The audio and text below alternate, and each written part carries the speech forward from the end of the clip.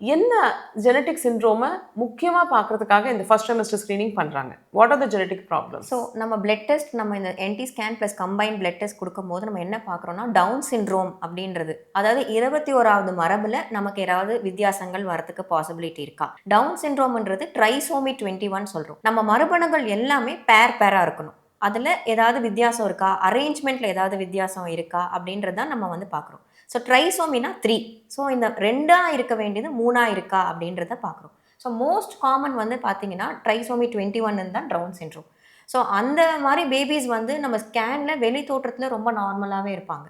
But they will have certain differences in their lifestyle, IQ problems and certain structural problems also they'll have.